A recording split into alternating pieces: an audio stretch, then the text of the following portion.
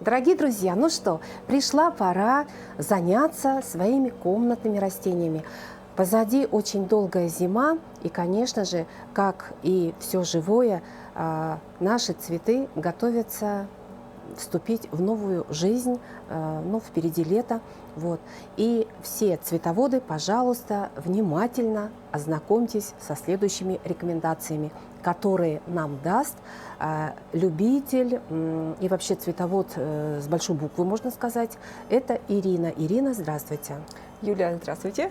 Вы у нас известный человек в Якутске, тот, кто занимается цветами давно и обожает цветы, любит. И давайте расскажем нашим телезрителям, как же ухаживать за цветами. Наконец-то наступила весна, цветы у некоторых, наверное, пережили или не пережили зиму. И я сегодня расскажу о том, как помочь растениям справиться именно с зимним стрессом и войти в весну для того, чтобы набраться сил и радовать нас своим прекрасным видом. Во-первых, если наше растение выглядит неважно, то есть поникли листья, не цветет, не растет и не закладываются бутоны, то есть это сигнал о том, что ему не хватает питательных веществ. И как раз сейчас весной нам необходимо подключать удобрения. Удобрения бывают разные. Жидкие, в гранулах. Есть удобрения пролонгированного вида. Это такие специальные гранулы, которые закладывают в грунт. Ну и, конечно же, если растение переросло свой горшок, нам уже пора их пересаживать. Сейчас есть очень много видов удобрений, и перед тем, как подключать какое-то удобрение, необходимо ознакомиться с инструкцией, потому что у каждого производителя совершенно разные пропорции. И очень многие цветоводы допускают ошибки, когда они неправильно растворяют именно, неправильно выбирают концентрацию. Тем самым у растений, к сожалению, может случиться ожог корневой системы. Ой, даже так? Да, и растение при этом умирает. Есть удобрения, которые, допустим, которыми можно опрыскивать по листу и добавлять в грунт. Есть удобрения, которые только в грунт добавляются, которыми не опрыскиваются. То есть тут уже зависит от того, каким образом вы хотите подкормить и как вам нравится больше, допустим, взаимодействовать с растениями. Потому что взаимодействие с растениями — это же все-таки антистресс какой-то своеобразный. И это занятие лично для меня — это как медитация. Я немножко заземляюсь, я могу собраться с мыслями в процессе, допустим, копания в грунте, в земле и так далее. Ну, то есть у каждого свои методы релаксации. Да. Поэтому я и люблю цветы. Да, чего нам не хватает сегодня. Совершенно верно. Сильно. Бывает такое, что растение вроде бы стоит в горшке несколько лет, и оно не растет. А это связано с тем, что, как обычно... Ему тесно? Наоборот, горшок слишком велик. Для того, чтобы растение наращивало зеленую массу верхнюю, горшок нужно подбирать именно по размеру корневой системы. За всю историю растения, в целом, да, сколько нужно поменять горшочков и вообще, есть же цикл какой-то. Вот растение родилось, да, из росточка, оно растет свою лучшую жизнь, надеюсь, да, у кого-то там дома. Да. И потом... Это зависит от того, во-первых, как быстро развивается корневая система. Допустим, при должном уходе, когда мы подкармливаем растения, даем удобрения, какую-то органику, либо минеральные, то есть растение начинает активно развиваться, и, конечно же, корневая система тоже быстро развивается. Очень частая ошибка, когда, принеся с магазина растение, на что мы обращаем внимание? Мы обращаем внимание на зеленую массу. То есть мы смотрим, что вот крона очень раскидистая, широкая, и давайте-ка я куплю побольше горшок. И мы сажаем растение в большой горшок, потому что понимаем, что мы не хотим через какое-то время заниматься пересадками и так далее. Это очень частая ошибка, потому что на самом деле корневая система у растений, у большинства растений, она не так не так развивается активно. И я всегда говорю, привожу пример, что детям мы же не покупаем обувь сразу 45 размера. То же самое. То есть по мере роста корневой системы мы меняем горшки. Бывает такое, что в маленьких горшках, когда у нас какой-то черенок в стаканчике растет, нам нужно будет чуть ли не каждый месяц его пересаживать. Если растение здесь, допустим, в прозрачном горшке, видно, что корневая система здесь не развита, то есть его рано пересаживать.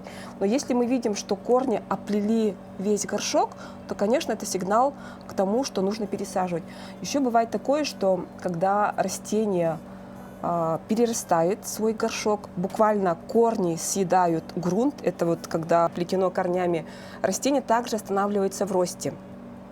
Ну, вот как раз основные такие сигналы для того, чтобы пересаживать растения. И хочу еще рассказать, так как я даю онлайн-консультации и бываю на выездных пересадках у моих клиентов, очень частая ошибка, когда клиенты, я вижу, что покупают красивый кашпо и сажают растения в кашпо. А вы знаете, Юля, в чем отличие кашпо и горшка? Ну да, у горшка должны быть дырочки, Да, совершенно чтобы верно. уходила ненужная влага, да, лишняя влага. А кашпо, ну это чисто такой эстетический элемент, куда мы ставим горшочек. Ну, в общем, красивый такой. Да, у вас, Ага. в принципе, как бы Да. базовые знания для того, чтобы как раз заняться и развить навыки цветоводства. Так вот, кашпо – это глухой сосуд, который несет декоративный смысл. Есть кашпо, допустим, с одним отверстием, но часто бывает, что как бы в него сажать можно, но когда мы на дно же всегда подкладываем керамзит, дренаж, он может забить отверстие единственное и тем самым, опять же, не дает лишней воде уходить. И тем самым создается среда для развития патогенных да, всяких грибков, микробов. бактерий. Поэтому чем больше отверстий у горшка, и, допустим, вот тут есть ножки, то есть корням нужен воздух для того, чтобы развиваться. Вот все думают, что воздух нужен, допустим, для зеленой массы. На самом-то деле именно корни дают жизнь нашим растениям. Можно, конечно, купить в магазине пакетик грунта, который называется вот для фикусов, для пальмы, как бы в нем сажать. В этом нет ничего плохого, но я люблю сама замешивать грунт в зависимости от, опять же, от потребностей растений и в зависимости от того, люблю я поливать больше, либо я не люблю поливать, и от этого тоже добавлять какие-то компоненты. Например, если я часто уезжаю, у меня командировки, либо я забываю поливать, то нужно добавить в грунт больше влагоудерживающих компонентов. Это вермикулит или перлит. То есть когда мы поливаем, они впитывают воду, влагу, и потом, когда грунт просыхает, они потихоньку отдают. Если же мы любим поливать, мы фанатики полива, то, конечно же, грунт должен быть очень рыхлый и содержать больше разрыхляющих компонентов. Это цеолиты, пеностекло, то есть больше вот этих как камней, так и называют, то есть таких крупных фракций для того, чтобы вода быстро уходила. Воздуха ходила, да, еще там? Да, совершенно верно. Так. Для начинающих садоводов, цветоводов я бы рекомендовала обратить внимание на прозрачные горшки. Почему? Я сама люблю сажать в прозрачные горшки. Есть возможность наблюдать за корневой системой. Да. А если растение будет стоять в таком горшке, то мы не понимаем, что творится с корневой системой. И вы правильно заметили, что когда в большом горшке растет растение, мы его поливаем, а куда влага девается из горшка? Она либо испаряется сверху, либо, допустим, лишняя вода стекает через дренажное отверстие. На самом деле растение само впитывает влагу своими корнями. Допустим, оно напиталось влаги, воды столько, сколько и нужно, и если не будет отверстий дренажных, не будет проходить аэрация, будет образовываться такое своеобразное болотце, которое будет способствовать как раз развитию всяких грибков, плесени, что в конечном итоге приведет к болезни наших цветов. Ну и даже гибели, возможно. Даже гибели, да, совершенно верно. Другая крайность, когда люди вообще забывают поливать. Особенно вот в зимний период, я знаю, слышала, да, что поливать растения нужно очень-очень редко, но чуть ли не раз в месяц. Вот.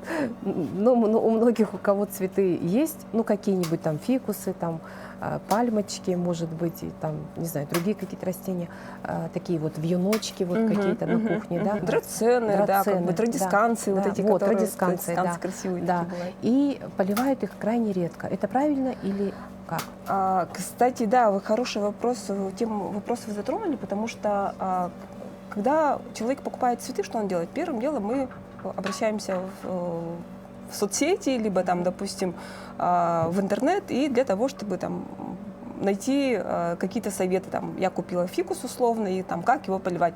И всегда написано там, поливать раз в 7 дней, раз в 10 дней, там, раз в месяц, раз в 2 месяца. Это неправильно. Количество полива напрямую зависит от размера горшка. Если горшок большой, то, соответственно, то есть мы один раз пролили, и в нем, в больших горшках, вода может испаряться дольше, чем в маленьких сосудах.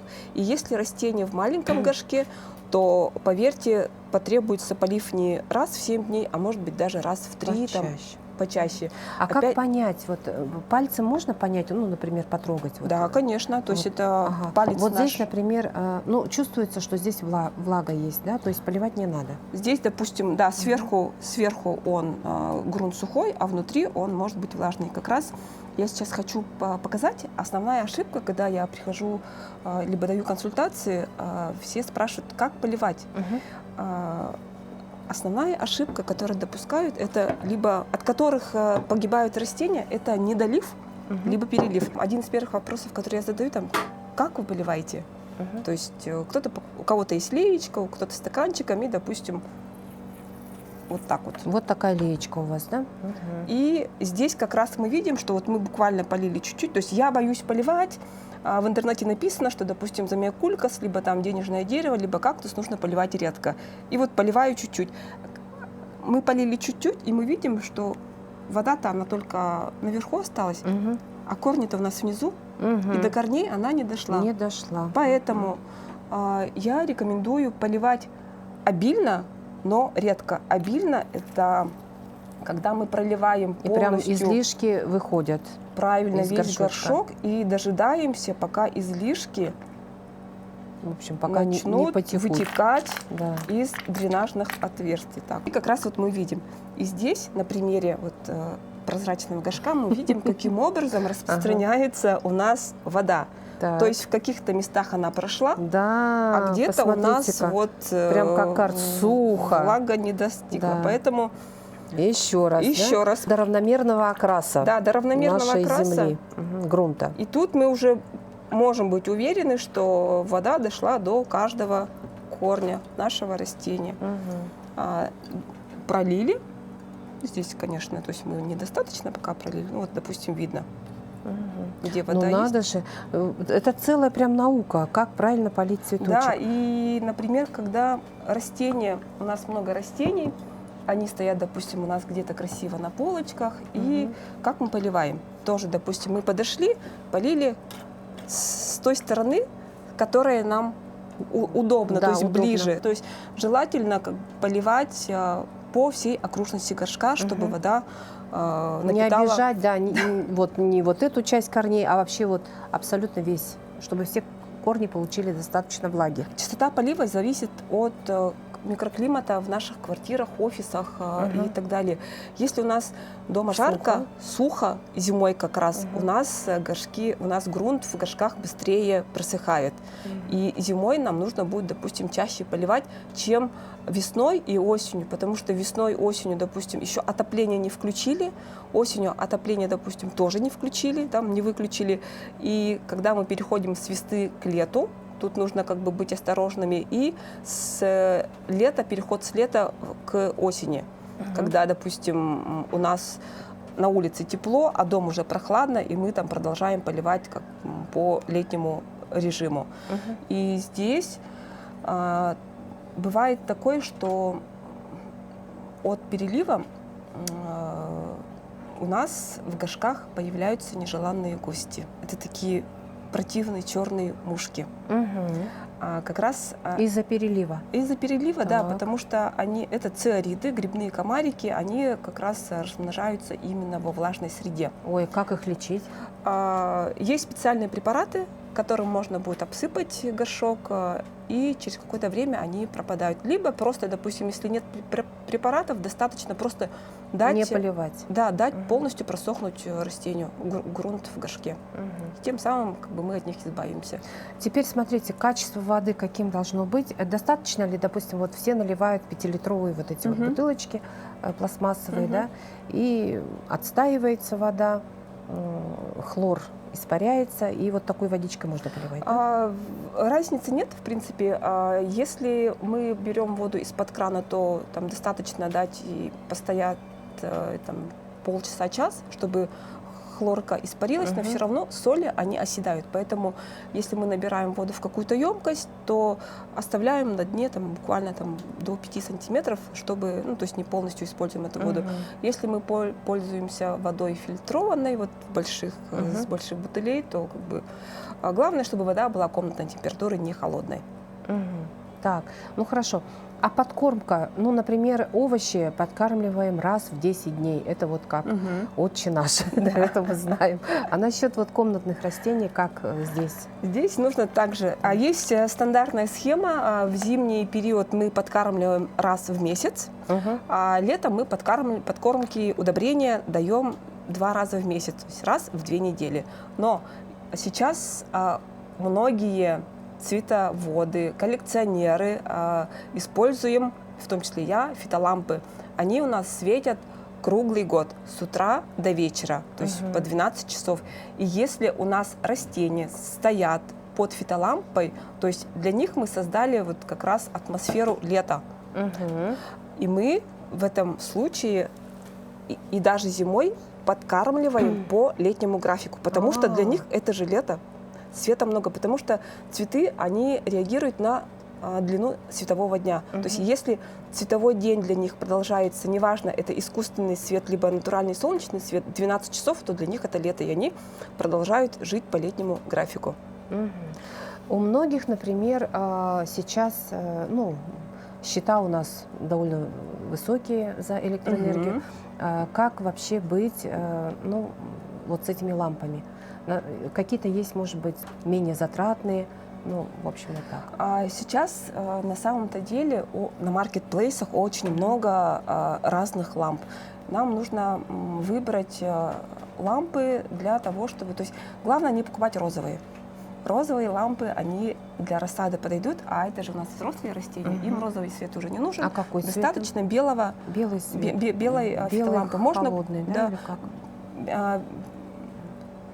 белого естественного света. Достаточно. Достаточно. Теперь смотрите, вот вы лично, как вы освещаете свои растения? У меня есть специальные гаджеты.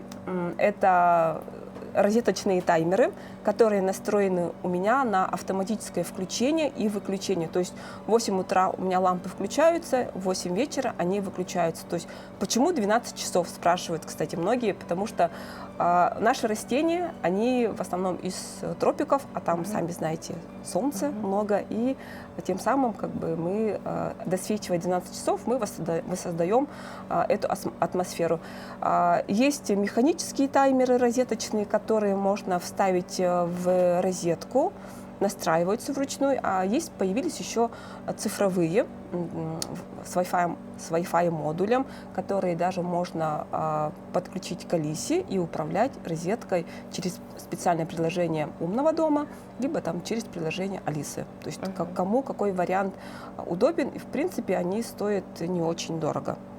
Тем самым мы обеспечиваем досветку растениям в зимний период. Сейчас, кстати, лампы отключать пока рано, потому что все-таки у нас солнечного света недостаточно, и окна у нас небольшие. Если у нас не панорамное окно в квартире, то досветка нужна. Просто нужно отрегулировать в зависимости от того, в какой момент суток солнце заходит к вам в квартиру. Например, у меня это с 8 утра до 10. лампа включается, с 10 там, до часа выключается, и с часу до 8 вечера она продолжает работать, когда уже то солнце есть уходит. вы вот так вот настраиваете Да, именно да. весенний период, Да, весенний, А летний зимой период. конкретно 12 часов, да? Да, да. А летом вы выключаете свое электричество? Летом, да, я выключаю, потому что я их Ага. выношу, допустим, на На балкон, балкон. куда-то на лоджию, где достаточно солнечного света. Либо они стоят там на солнечных подоконниках. Можно вот на примере вот этого растения, вот мы сейчас его пролили, там вода у нас откапала вся, да? Вот сейчас в таком горшочке мы должны определить, здесь появятся все корни, в общем, будет весь, мы это увидим, и это сигнал к тому, что нужно растение пересаживать. Да, В какой и бывает, что горшочек корни прям прямо даже? вылезают, да. Прям рвутся наружу, да. И тогда в какой горшочек нужно пересаживать? Вот по размеру здесь есть какой-то горшок? Или надо Все поменьше? горшки, они здесь, допустим, они большие. Вот эти большие. Да, Мгм. вот эти Нужно еще большие. чуть побольше, да? Если вот, да, представить ситуацию, что у нас там корневая система очень активно разрослась, мы новый горшок выбираем чуть больше предыдущего, там на пару сантиметров буквально все. И сколько он будет стоять вот в каждом горшочке? До тех пор, пока, опять же, корневая система не Ну, вылезет примерно, наружу. Но это зависит, опять же, от условий от ухода. растения, От да? растения, от условий ухода. У кого-то есть растения, которые очень долго набирают силы, очень долго думают. Это, например, там, цикас, вот растение пальмовидное, там такой шарик и ветки. Некоторые виды замиокулькасов тоже очень долго растут, набирают силу. То есть у замиокулькасов корни, клубневая система, то есть пока вот клубень и корни не освоят весь горшок, они не будут давать свои зеленые арахисы, ветки, листья. Допустим, если дома у нас есть старые растения, большие, крупные, кстати, их не рекомендуется пересаживать, потому что растение, например, может жить у нас уже там на протяжении 10-15 лет, там досталось по наследству, либо как бы оно имеет там какую-то память для нас, да. У многих есть такие цветы. Вот крупные растения не рекомендуется пересаживать. Достаточно снять там верхний слой грунта на 5-10 сантиметров и обновить, подсыпать свежего грунта, потому что когда мы травмируем корни взрослому растению, оно уже, к сожалению, не восстановится. Ну, то есть, смотрите, жизнь любого растения, она тоже имеет как бы начало и конец, да? Да. То есть, когда растение достаточно старое такое, но его лучше уже, как говорится, Не попрощаться тревожит, с да. ним. Да. Естественные процессы, они идут, там со временем многие растения отмирают, то есть начинают, допустим, листопадить. Понятно. И потом уже в таком случае, если хочется оставить растение, то можно начеренковать и с нового черенка вырастить для себя уже новое растение. На примере вот этого маленького растения. Кстати, а как оно называется? Это пиперомия. Оно как разрастается и как можно сделать, вот нарастить такую красивую шапочку. Ну вот нравится ну как, побольше, да? Да, растение побольше. пока довольно, Это нужно довольно молодое. Стрижку какую-то. Совершенно верно, Юля, потому что многие боятся стричь. Вот парадокс. Чем чаще мы стрижем растение, тем активнее, быстрее оно развивается и ветвится. Бывает, наверное, видели там фикусы такие одноствольные, длинные, которые до потолка достигают. Вот нужно в какой-то момент выбрать для себя именно определенный рост, отрезать, и на месте, И тогда под пойдет, местом среза пойдут новые ветки. побеги. Да.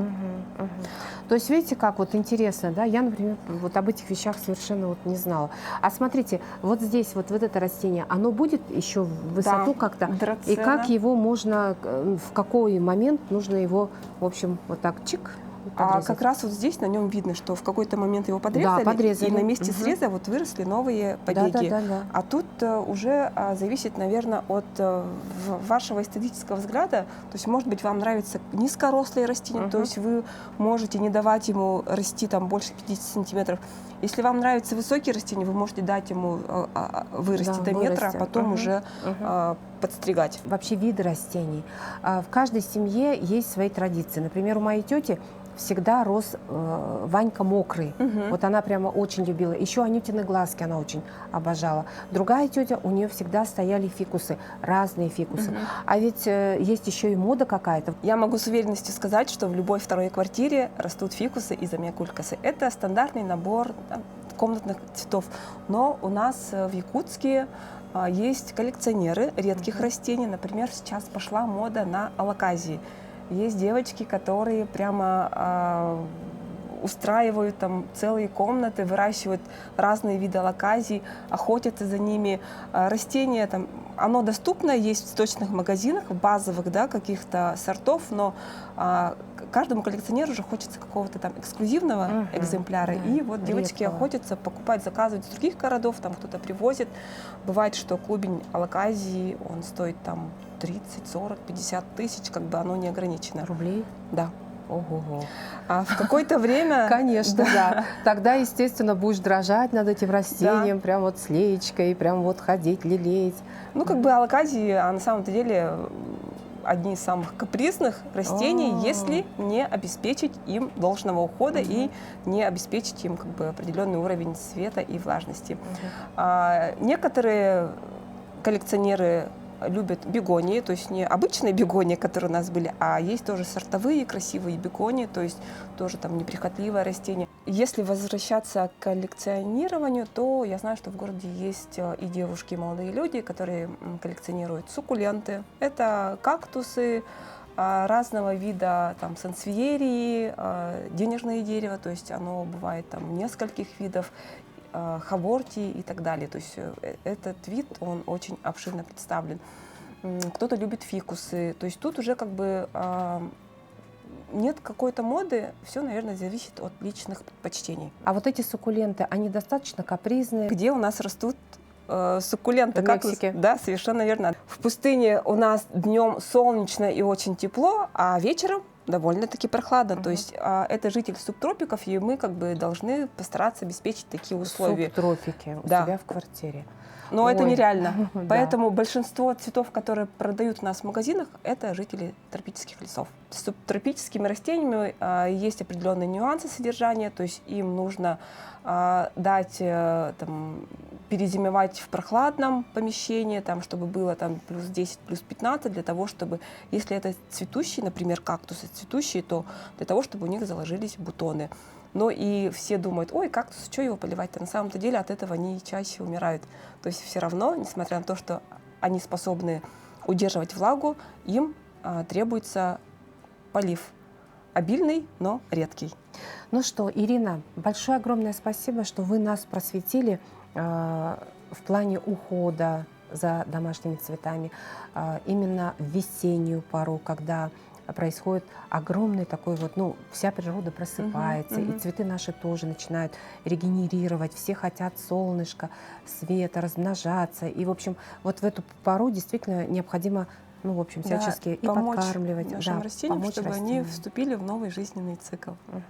Ну что, друзья, будем вникать вот в эти цветочные дебри, джунгли, будем у себя выращивать прекрасные цветы.